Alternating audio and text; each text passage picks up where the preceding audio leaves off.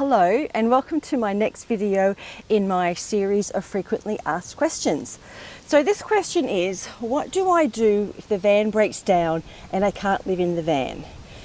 Alright, I have been very lucky so far and I've never had a situation where I didn't have somewhere I could go. I also feel I have had very few breakdowns. I am battling wind today. So I've had very few breakdowns in the van. I've only had 2 instances where I couldn't stay in the van. And the first one, I was in Western Australia and the van wouldn't start and it got towed. But my sister and my friend helped me out and I was able to stay with my friend Faye for a night or two with the dog and everything while the van got fixed. So that wasn't a problem. The other time was again most recently and I had to wait. Well, I actually could still live in the van. I just couldn't drive it around. I had to wait 3 weeks to get the diff repaired.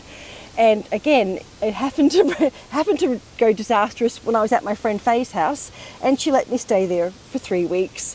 I stayed slept in the van in the driveway, but hang out in the house and everything with the dog.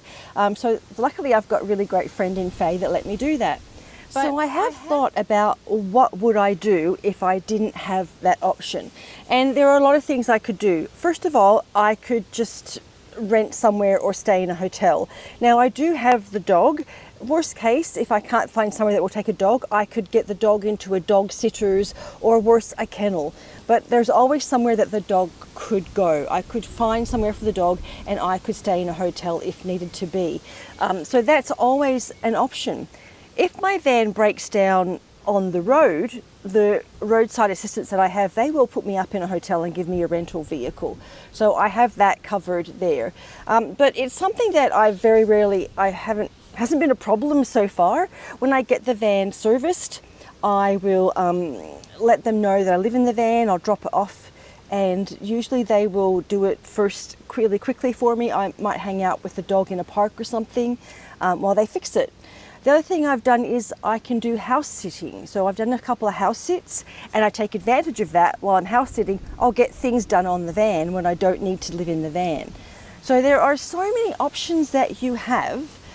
If your van breaks down and you can't live in it, there are a lot of options. So just think about it and have your plans. That's what I've done. I have some plans, and so it's not an issue. I know that I will work it out. I have got myself lots of options. And if it ever comes again that I can't live in the van and I can't stay at my friend's Faye house, I will work it out. All right, that's it for this video. I hope you enjoyed it. If you did, please give it a thumbs up and I will see you on the next frequently asked question.